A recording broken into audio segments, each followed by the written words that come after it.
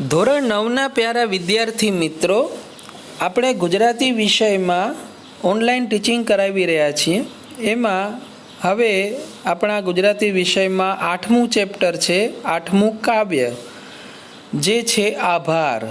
આભાર એટલે કે થેન્ક યુ ઇંગ્લિશમાં કહીએ તો, અથવા તો બીજો ગુજરાતી શબ્દ છે ધન્યવાદ, અથવા તો હિન્દીમાં કહીએ તો શુક્રિયા.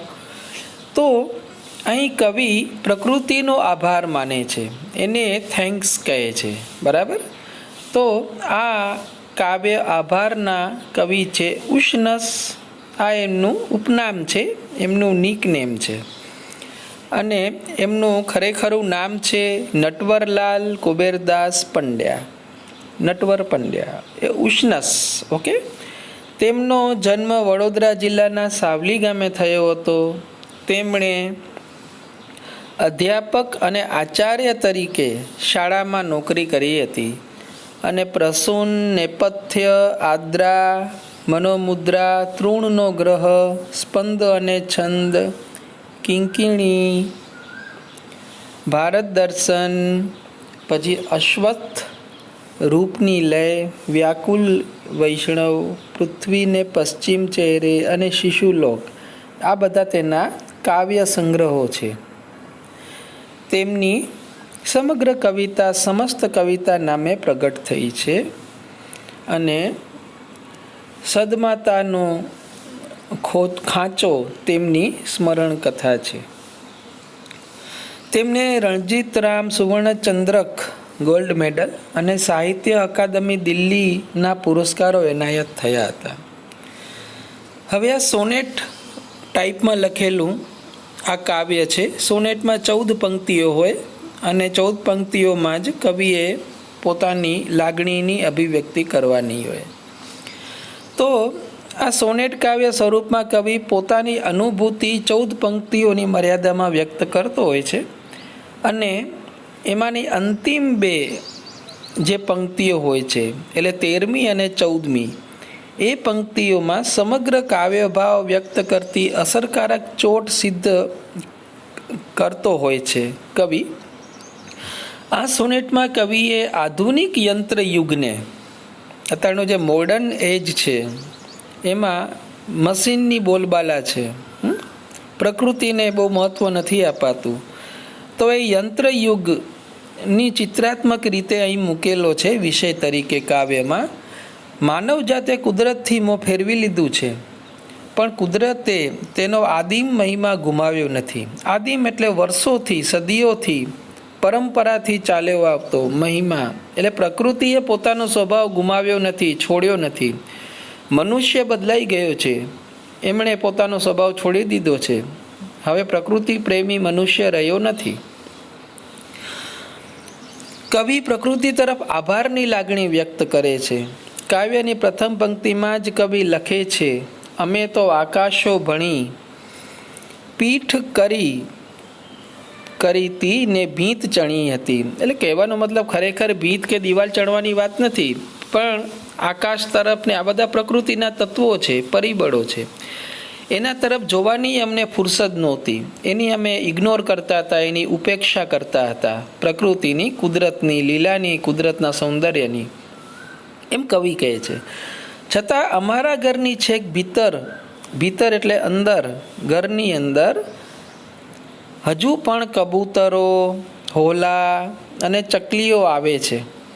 રસોડામાં તેમના દ્વારા પડતા તણખલા, તેમની ચી ચી, ટહુકા અને ખરેલા પીંછાઓથી કવિને ખૂબ સારું લાગે છે. હજુ સારું છે કે ભીંતના તરળમાં, તરળ એટલે જે તિરાડ પડે, હા, ક્રેક જેને અંગ્રેજીમાં કહીએ, ભીંતની તરળમાંથી પૂછ્યા વગર જ ઘાસનું તૃણ ઉગી નીકળે છે. આમ માણસે ઊભી કરેલી કૃતક કઠોર ભીંતને તોડીને પણ પ્રકૃતિ તેની પાસે દોડી આવે છે. અંતિમ 2 પંક્તિઓમાં આખા કાવ્યની ચોટ ધારદાર રીતે વ્યક્ત કરતા કવિ લખે છે, માટીએ તેનામાં હજી પેલા આદિમ મૂળો સાચવી રાખ્યા છે.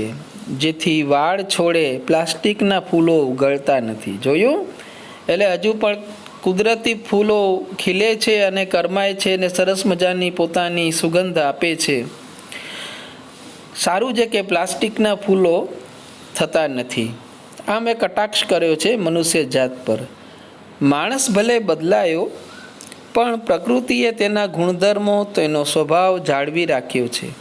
એ બદલ કવિ ધન્યવાદની, થેન્ક્સની, આભારની લાગણી પ્રકૃતિ તરફ, કુદરત તરફ, નેચર તરફ વ્યક્ત કરે છે. હવે કાવ્ય શરૂ થાય છે. એની પંક્તિઓ પ્રમાણે આપણે જોઈએ. અમે તો આકાશો ભણી, પીઠ કરી તી ભીંત ચણી.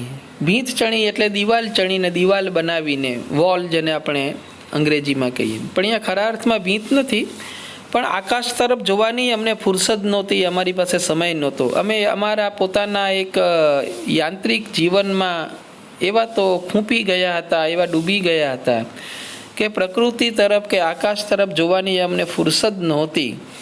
એની ઉપેક્ષા કરતા હતા, પ્રકૃતિની, આકાશની. એવા અર્થમાં એ છે ભીંત ચણવાનો મતલબ ઇગ્નોર કરવું, પ્રકૃતિને ઇગ્નોર કરવી, એની ઉપેક્ષા કરવી. અરે સારું છે કે હજી પણ અમારા ઘરની અંદર ઘણે ઊંડે ઊંડે ઉડતી ઉડતી આવી ભીતરે ગૂંથે છે માળાઓ, કબૂતર, કપોતો એટલે હોલા, ચકલીઓ, આ બધા પક્ષીઓ હજુ પણ અમારા ઘરની અંદર આવે છે અને એ રસોડામાં પોતાના માળા બનાવે છે. એ માળાના તણખલા પણ જમીન પર નીચે પડે છે. પક્ષીઓના પીંછા, ખરેલા પીંછા નીચે પડે છે. એની સરસ ચી ચી ચી અવાજ કરે છે, ટહુકા કરે છે. આ બધું સંભળાય છે. એટલે જાણે પ્રકૃતિ ખુદ કવિના ઘરમાં આવે છે. કવિ તો પ્રકૃતિ તરફ જવા માટે તૈયાર નથી, એટલી એને જાણે કે સમય નથી, નવરાશ નથી. લઈ આવે થોડું ગગન ઘરમાં એ મીશવળી. મીશવળી એટલે એ બહાને આ કબૂતર, કપોતો, હોલાઓ, ચકલીઓ એ ગગનને, આકાશને મારા ઘરમાં લઈ આવે છે. અમો સૌના ઋણી એટલે અમારા ઉપર આ બધાનો ઉપકાર છે, આ બધા પક્ષીઓનો, પ્રકૃતિનો. નભતી ઘરમાં જેથી નભતા. હજુ સારું છે કે શિર પર રસોડે તણખલા, ઝીણી ચી ચી ટહુકા, મલમલી પીંછાઓ ખરી રહે છે રસોડામાં. એટલે અહીં કવિ એ વાત કરે છે, પક્ષીઓ આ બધું કરે છે. હજુ એ આ બધું દેખાય છે, આ બધું આવે છે, એનો અનુભવ થાય છે, એ સારી વાત છે.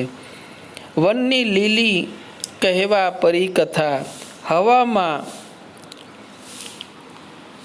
હવામાં આગેનું પરણ મનમાં છેક ખરતું.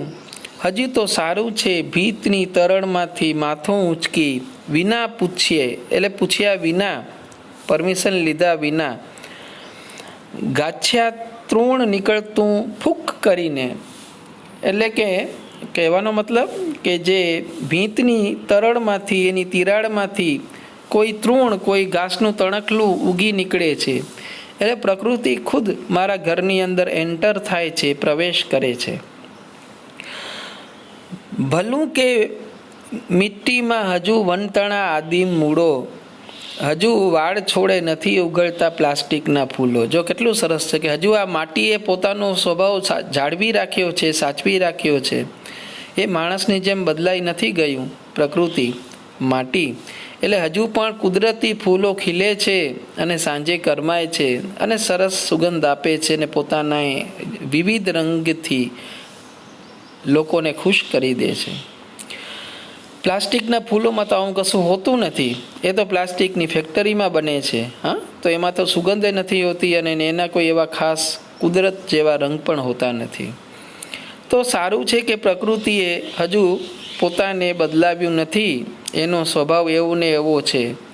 એટલે મનુષ્ય પ્રકૃતિની ઉપેક્ષા કરે છે, પણ પ્રકૃતિ મનુષ્યની ઉપેક્ષા કે ઇગ્નોર કરતું નથી.